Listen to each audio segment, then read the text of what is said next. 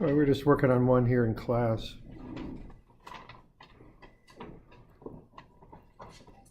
Just for fun. We want to find the specific gravity here. Now, one thing, if you're watching on YouTube, that you could do, you can pause if you're working through things and we're about to get to the solution. If you want to work through it yourself, you could just see, you could get the problem sketched out or whatever, and then just pause the recording if you want and work through it, then start it up again.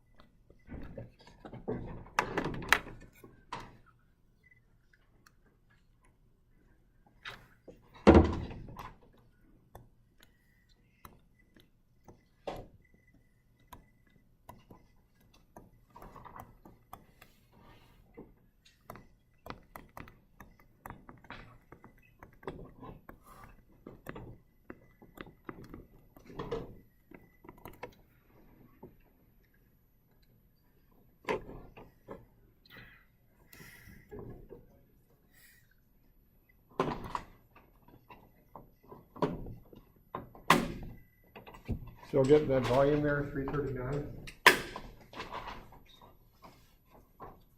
Oops, I guess I have this dang thing turned on, do I? How do I do? Try that. So I got to a volume of 339.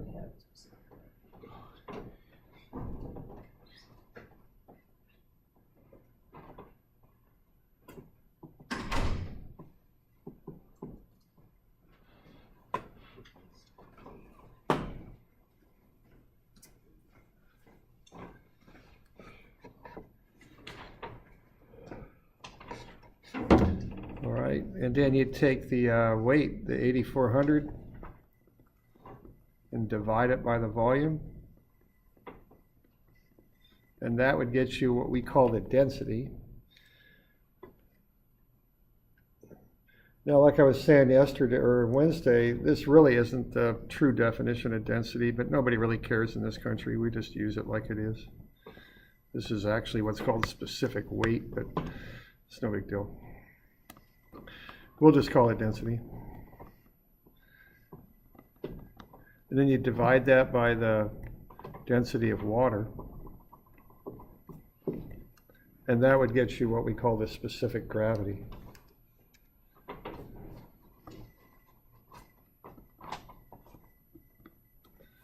You all right with that stuff? We good? Any questions?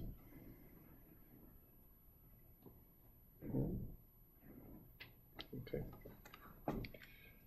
So that's how you do that, right?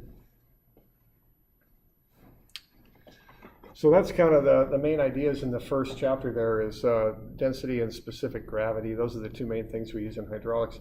There's a number of other little things that we get into, though, that I just want to mention. Okay. Is everybody all right with that? Any questions? All right. I'm just going to basic drill on that. Oh, what's going on here?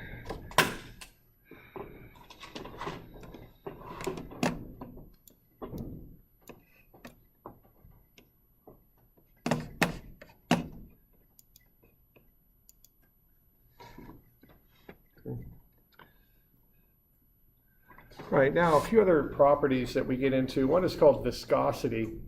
Viscosity, if you really get into all the theory of it, is kind of fairly involved little concept, but the basic idea of it is pretty straightforward.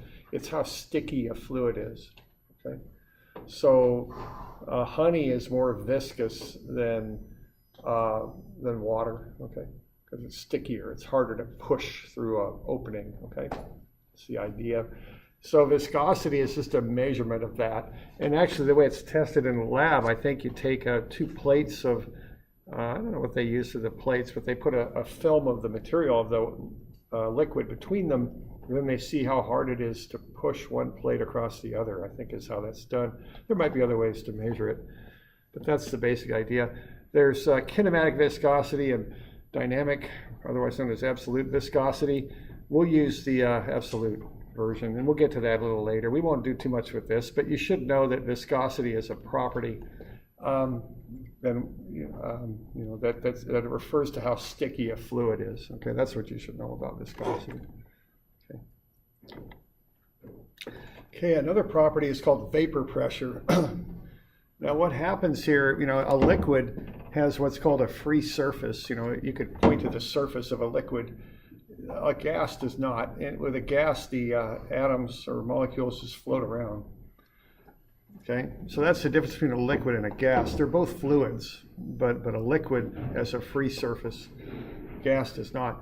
Now what happens, though, is all these little atoms and molecules got a certain amount of energy, and even if a liquid has a free surface, there's still a few of these things, these molecules, water vapor molecules, floating around out there, okay?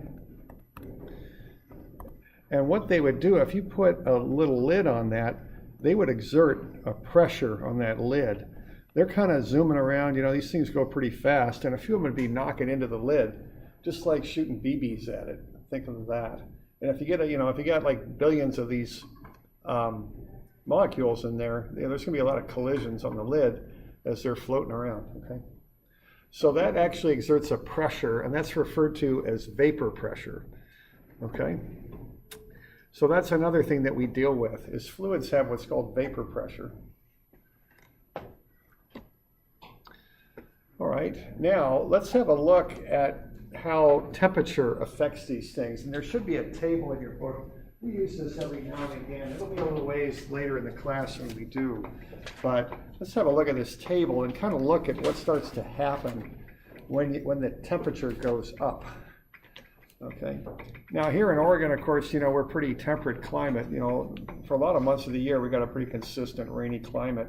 But then in the summer, things start to heat up, and they've changed quite a bit. So that changes how things act. Okay. So let's look at what happens on this chart. It's on page 58 when the temperature starts going higher. Okay. What's going on with the density and specific weight? Yeah, they start dropping, don't they? Okay. Viscosity drops too, right? Yeah, if you take honey and heat it up, it pours better, right? Okay, that's kind of the deal. Now the vapor pressure is the other way, though. It starts going up. Okay. So that's the effects of temperature, and that can influence things. What do you think in the summer? Is it harder or easier to pump water? Generally, it's easier. Now, vapor pressure can actually work against you a little bit, but the viscosity and the density going down, that makes it easier to pump water in the winter.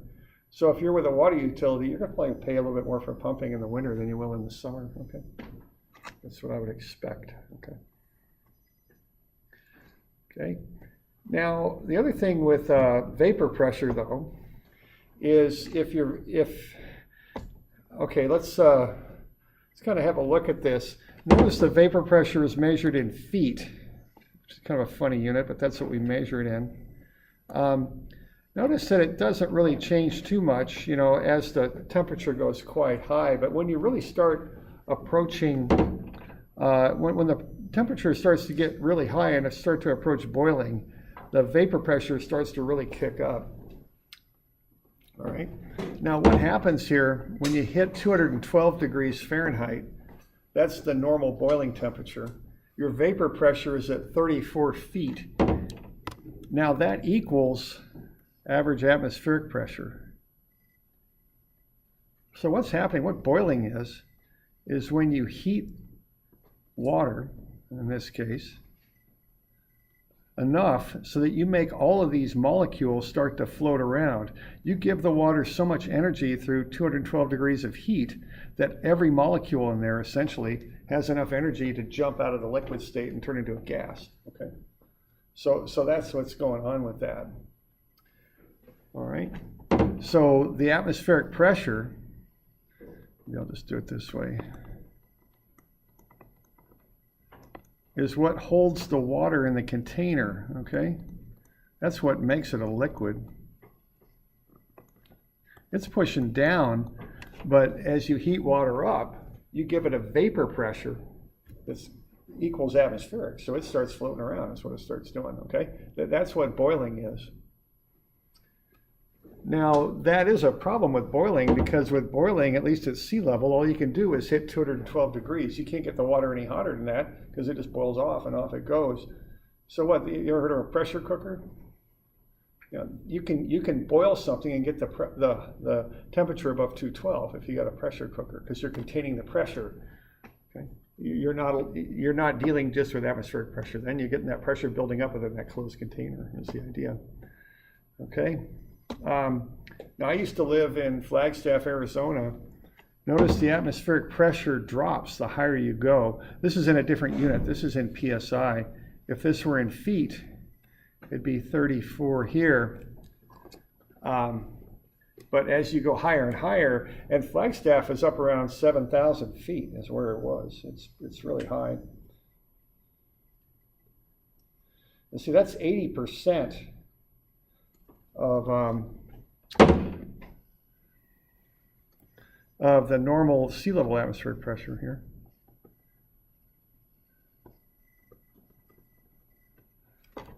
So what happens when you start boiling water in Flagstaff? Easier or harder than here? Yeah, it's easier, yeah. But there's a downside to that, because if you start boiling stuff to cook it, you don't get as hot anymore, okay? You start hitting 12 point, or not, I screwed that up, 34, I've got PSI, 12, 34 times. Roughly you're at about 27 feet, okay? For atmospheric pressure. It's not 34 feet of pressure anymore, it's 27. So now you're here at 27, you're going to boil at about 200 degrees, not 212. So sometimes they put high altitude cooking instructions on stuff if you boil it, because the reason is the water doesn't get as hot. Okay?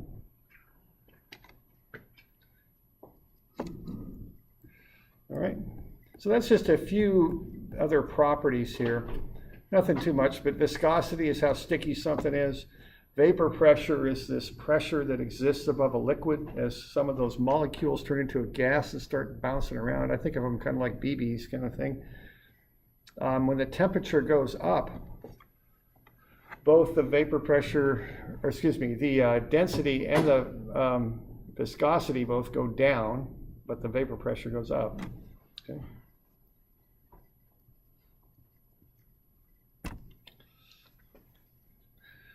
All right, now I'll give you a few of these problems to be doing for Wednesday. We'll cover them Monday if you got questions on them. I think it's just 1 through 5. Now, the questions are in the back, and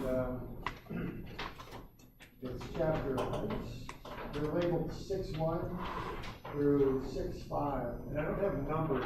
Now, there's 2 sets of homework in there. One set is the worksheets, but those were used in the first year class. We're not going to use those. Those are going to be there for your, just for your use. I'll try and get you some keys for those so you've got them if you want them.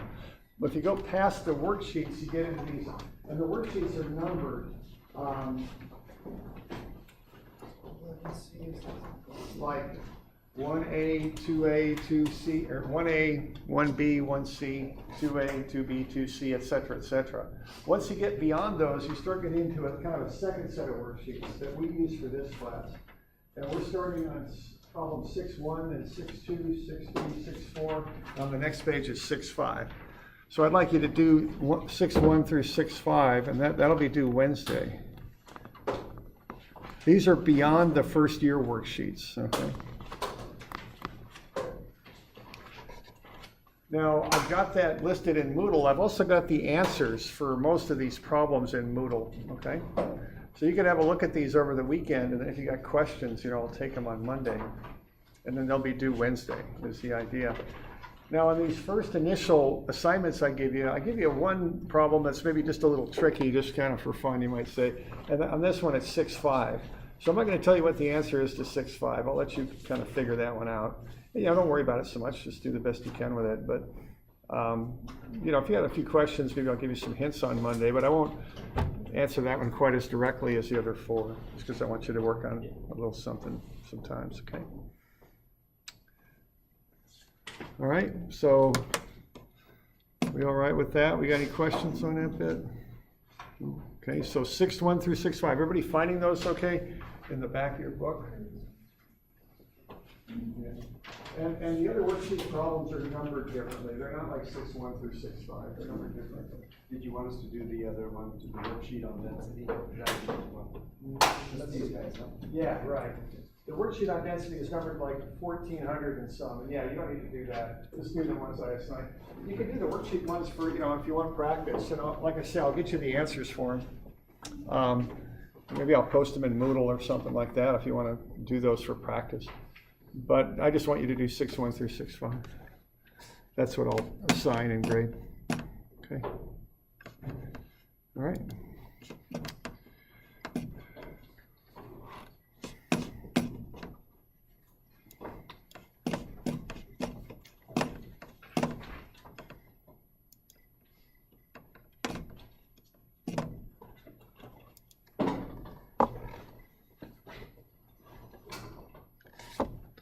All right, let's look at the next one here. So let's go on into chapter 2 and have a look at that.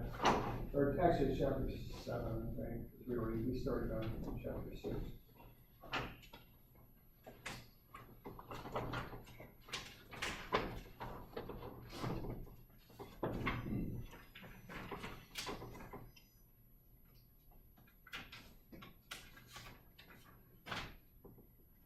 Page 59.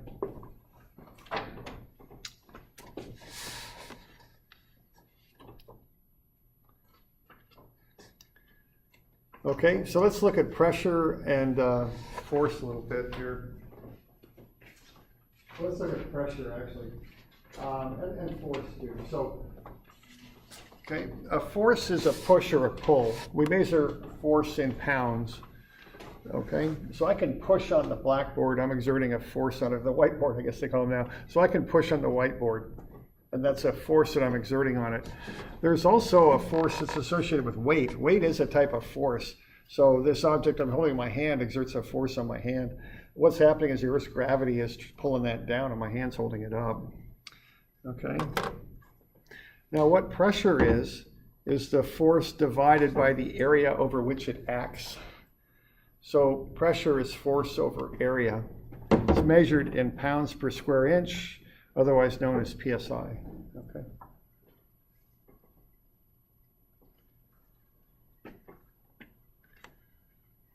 So that's what we're going to look at here next is pressure, pounds per square inch, PSI. Sometimes they just call it pounds, but actually it's pounds per square inch. Okay. Now here's the idea with pressure. If you're out walking around in the snow, and I don't necessarily mean Oregon snow, which is kind of like concrete. I mean lighter snow, like what you might find up in Colorado up high or something like that. If you walk around in just your boots, you're going to sink in, okay? So what people from the north figured out is, I think here in America they invented snowshoes, right? And up in Scandinavia they invented skis, but the idea is the same. What you're doing is you're going to spread that weight out a little bit and not sink in, okay? So what's going on there is see a person weighs the same regardless of what they're wearing on their feet, pretty much. But if you can take their weight and spread it out, you're going to have less pressure, okay? Because what pressure is the force, which would be the weight, and that wouldn't change very much at all, regardless of the type of shoes being worn. But what you can change is the area. If you make that area bigger, you're going to have less pressure pushing down. That's the idea, okay? Question or? Oh, no, okay. Okay, so that's basically what you can influence if you wear snowshoes, okay? So by exerting less pressure on the snow, you don't necessarily sink in. Okay, so if we got a 72-pound weight, let's say, and we're going to spread it out over 12 square inches, let's see what the pressure would be, all right? So pressure is just the force divided by the area. If you divide those out, you'll get the pressure.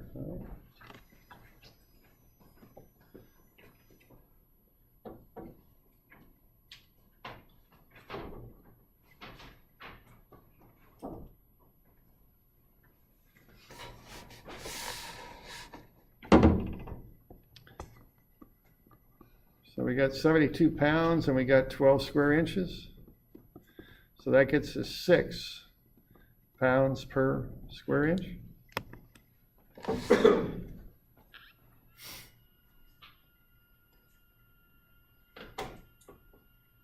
Okay, so that's basically how you calculate pressure.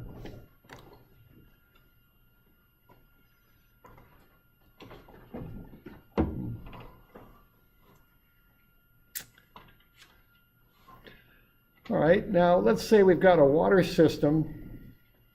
Well, let's see. Now, actually, we'll come back to that, I think. Okay, let's have a look at the pressure that water creates. Okay. So if we hold water in a container, the weight of the water will cause a pressure on the container. Okay, that pressure is caused by the weight of the water divided by the area that it's pushing down on. So let's look at a foot-high column of water. Okay, so let's figure out what the volume of this container is. It's 1 foot high by 1 inch by 1 inch. An inch is 1/12 of a foot.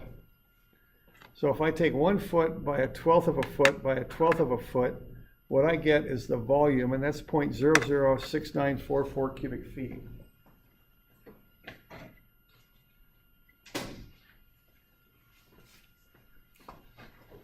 All right, so that would be the volume of that container, an inch by an inch by a foot high. So it's 1 foot by 1/12 of a foot by 1/12 of a foot, because an inch is 1/12 of a foot. All right, now if we take that volume, multiply it by the density of water, 62.4 pounds per cubic foot, what we get is how much the water in there would weigh. It'd weigh 0.433 pounds. So that's the weight of the water in the container.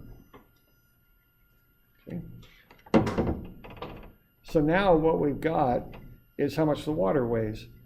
Now the water, of course, is going to push down, and we just found out that it's going to, with its weight, it pushes down with 0.433 pounds. Okay. Now that's going to act over the bottom of the container, and the bottom of the container is 1 inch by 1 inch. That's a square inch. So if you just take the weight, 0.433 pounds, and divide it by 1 square inch, you get the pressure. It's 0.433 pounds per square inch. Okay. So that's the pressure at the bottom of that container of water. Okay.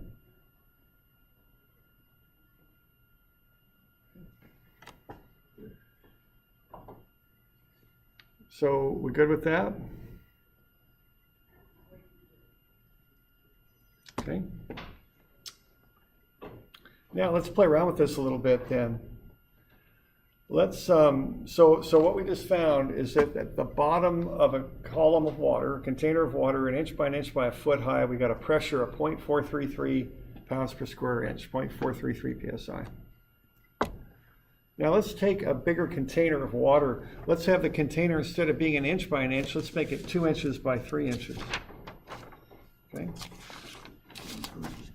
So we can do the same sort of calculation here, but what's going on? We've got a 6-inch area on the bottom, 6 square inch, I should say. What that means is the weight of the water will be 6 times more, because the container is 6 times as big. It's 2.6 pounds of water now in the container, because it's bigger. The container is bigger than the other one was.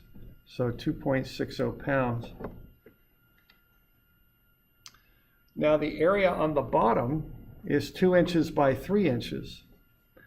So that area is 6 square inches. So if we take that 2.6 pounds and we divide it by the area on the bottom of that container, it's 6 square inches. What do we get? 0.433 pounds per square inch. So we get the same pressure for the big container that we do for the small container is the idea here. So the basic idea here is that regardless of the size of the container, the pressure will be the same under a foot of water. It doesn't matter because if you make the area bigger, yeah, the weight goes up of the water, but so does the area over which that weight acts. Okay?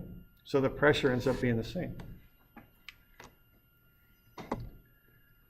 All right, so what we just found here is regardless of the size of the container, 1 foot of water equals 0.433 psi. And I've got that right on your formula sheet too. That's kind of an important constant. All right. So we good with that? So it doesn't matter what the size is. And so you could do that same thing. You could talk about Crater Lake. You could talk about a test tube. You could talk about whatever you want. 1 foot of water will get you 0.433 psi. The size that you're dealing with doesn't matter, the area.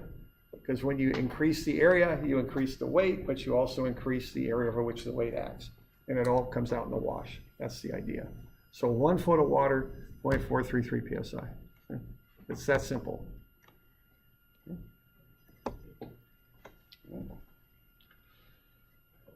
All right, let's go with a 2 foot depth of water. Okay, 1 inch by 1 inch by 2 feet, we get twice the weight. So instead of 0.433 pounds like we had before, it's 0.866 pounds. It acts over 1 square inch. We get 0.866 psi for a 2 foot column, high column of water. So the basic deal here is that 1 foot of water will be 0.433 psi. That's a constant. If you double the height of water, you double the pressure. If you triple the height of the water, you triple the pressure. Okay? So 1 foot of water will get you 0.433 psi. And that's all there is to it, okay? The area of the container is irrelevant. It doesn't make any difference.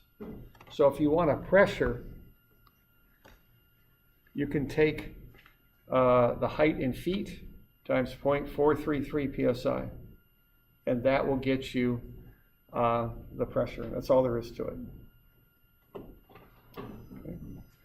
And as long as the water is connected, the container can be any size. So if you've got soil, like behind a retaining wall, you ever seen when they make a wall to hold the dirt up vertical? Put a wall up there, they got all the dirt back here. If there's pores in the dirt, which there almost always is, here in Oregon, especially in the winter, that'll get saturated. That'll just fill up with water, and that will create a pressure pushing on the wall, a water pressure. Even if those are just little microscopic pores going through the soil and they're all connected, that's all it takes. You'll develop that pressure on the bottom of the wall. You ever look at those retaining walls? What do they got on the bottom of them things? I probably look closer at retaining walls than most of you do. What's that? Drains, yeah. They run PVC pipes through there, don't they? Usually about 2-inch PVC pipes, and they put filter fabric behind them. The purpose of that is just to let the water behind the retaining wall seep out because they want to reduce the pressure. So they put a little bit of a pipe running through these things. Usually, near as I can tell, 2, maybe 4-inch PVC, and they put some filter fabric on there, and they just let that water just weep out. That's what they want to do. Keeps the pressure down behind the wall. Okay.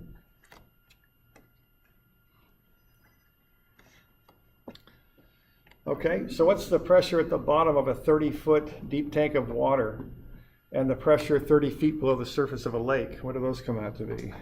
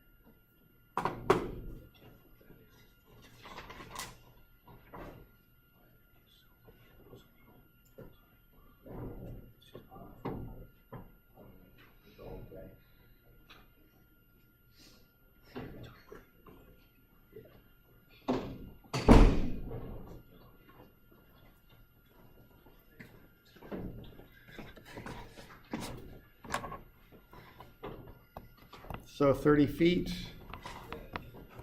0.433, and I just write PSI per foot. I just write it like that. I make the PSI 1 unit so I can put it on top. You know, it makes it a little clearer to me when I'm setting up there. And that comes out pretty darn close to 13 PSI. And that's all there is to it, okay? And the only problem I see people have calculating this is they make it too hard. They start thinking too much. Take the depth of water times 0.433 and you're done. That's all there is to it. Okay?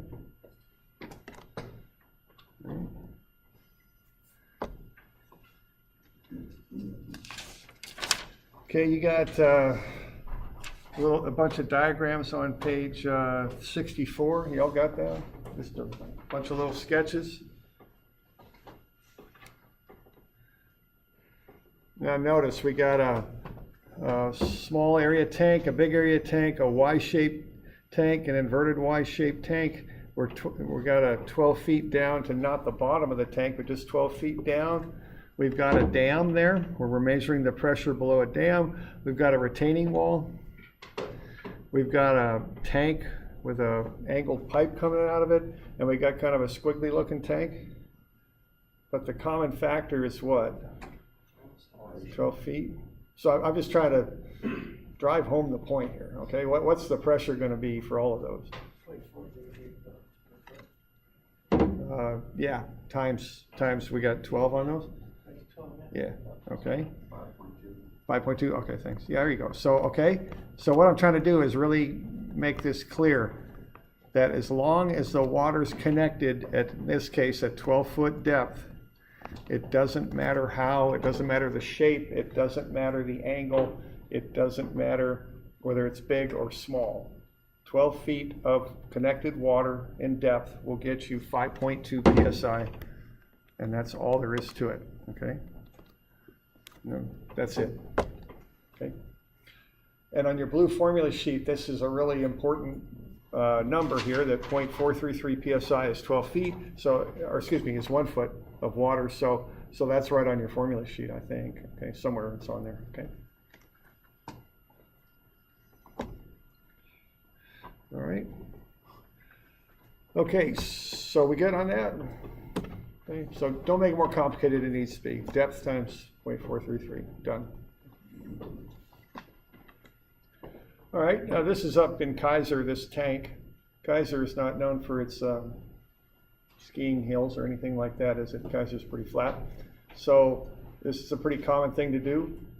We take a water tank, we put it up in the air. Let's say that tank, now notice the shape of that thing. It's up, let's say 100 feet. So if they got this main body of this tank 100 feet up, what's the pressure that's going to generate? Yeah, 43. Is that a reasonable pressure in a municipal system? Where do they keep municipal systems? What's the bottom acceptable number for municipal system? 20. 20, yeah, that's it. You don't want to go any lower than 20. And I worked a little bit with the Albany water distribution crew. If a homeowner would call and say my water pressure is low, what they would do is they'd come up, they'd knock on the door and tell them what they were up to. They'd go to the valve box, they'd pull out the meter, they'd put a pressure gauge on that and open up the valve, read the pressure. If it was 20 or less, they said, we have a problem with our city water system. In Albany, they don't screw around. If they got a problem with a service, they just dig it up and replace it. Because they figure if they fix it, they're going to be back next year fixing it again, so to heck with it. You know, they don't mess around. Most utilities are that way. You know, you don't mess around with services, just replace them if they got problems. Now, if that pressure was 20 or above at the meter, they went back to the house, knocked on the door and said, well, I think you need to hire a plumber, okay? Because you all know what I'm saying there? Because the meter box is the boundary. On the street side of the meter box, that's what the city owns. That's their issue. Meter box to the house, that's the private homeowner's issue. So if the city maintains 20 PSI at the meter, as far as they're concerned, they're good. And if they got low pressure in the house, it's just because something's wrong with the pipe going from the meter to the house, or something's going off in the house, okay? Okay, so you want at least 20 psi. That's kind of the accepted minimum. Maximum kind of depends. You know, obviously you don't want to be blowing dishes out of people's hands if they're trying to wash their dishes. You got to be a little careful about that. You know, especially with a city, because, you know, if you're working for a city, part of it's about keeping the system running and all that, but the other part is what, public relations, right? You know, you're always very, very careful how you interact with people when you work with a city. So you can put pressure reducing valves at the meter box if you need to. Maybe about 60 upper end. I don't know. I'm not even honestly sure. But, you know, if you start going much above that, you probably want to get some pressure reducing valves in there. Okay. So this is a nice little strategy, isn't it? Because if you work for Kaiser, let's kind of use Corvallis. Corvallis has more hills in it. Corvallis has divided their city, I think it's into 3 zones, depending on elevation. What they do, they come in early in the morning, pull water primarily out of the Willamette, though they also have up at Rock Creek there, Mary's Peak, they've got a second water plant there. But primarily they pull it out of the Taylor plant from the Willamette. They make the water early in the morning and they pump it up to their elevated tanks, ready to go for the day. And what an elevated tank has, see, when you build it like this, all the water is purposely put there. See, because when you draw the tank down, you're not really making the pressure fluctuate too much if you've got it setting up high, okay? If instead they built the tank like that, when that water draws down low, you got no pressure left, see? So they put it up high, okay? That's the idea. So, and that's how in Corvallis, the water plant operators come in early. The later the summer it gets, the earlier they come in, and they want to get those tanks filled up every day. And then you got that nice even cushion of pressure in the system is the idea. If you ever drive I-80 and get into Nebraska, Iowa, you'll see these tanks all over the place. Usually got the city's name on it and all that because they don't have any hills there, okay? Now here in Albany, we got a tank up in North Albany, you know, up in the hills. It's a lot easier to have a hill than it is to have to build a big high tank like that, okay? But you pump the water up, then you just let that elevated pressure, just nice even cushion, just push the water out during the day. Okay, now here you need a pumping station. You're going to have readouts where you're going to have reading pressure in the system. You're going to have feedback high and low. So once your pressure drops below whatever 30, you're going to kick the pump on. Then when it comes up to 60, you're going to have another switch that turns it off. You know, you're going to have to control the pump in a certain range. So the pressure will vary a little bit more with a tank like that. Okay. You know good with that? But you know, you can really use elevation to your advantage, you know, if in a city system like that, okay?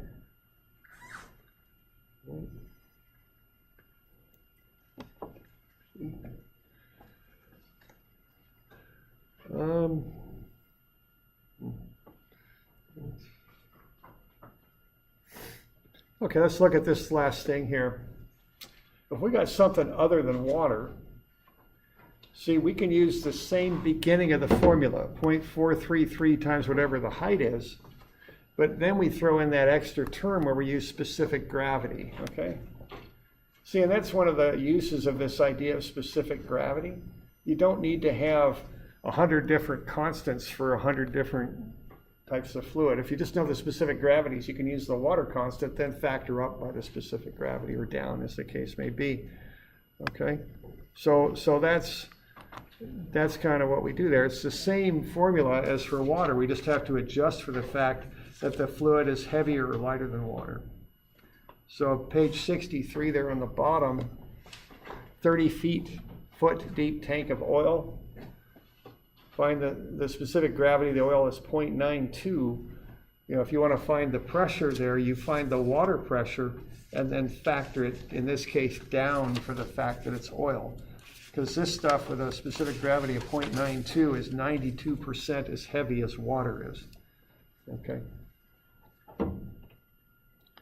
So, you know, if we've got this tank 30 feet high, you'd start off by taking 30 feet and then act like it's water, psi per foot. Then say, oh, but it isn't water. This stuff is going to have a lower pressure than water is because it's lighter than water. That's the idea, okay? So you just multiply it by 0.92. And that will get you the pressure for this oil, okay? Yeah, 11.95. So instead of being about 13, which it would be for water, for oil, darn that thing, it's 11.95 psi. Okay.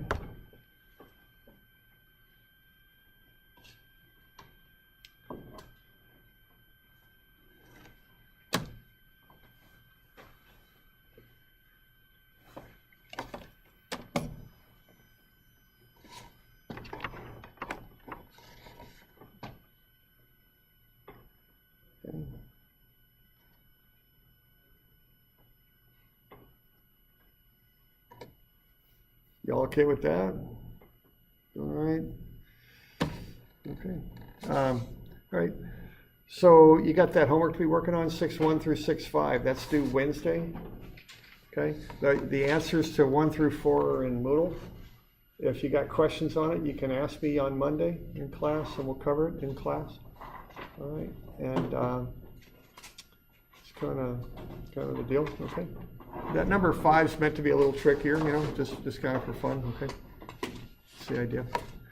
All right, so call it good.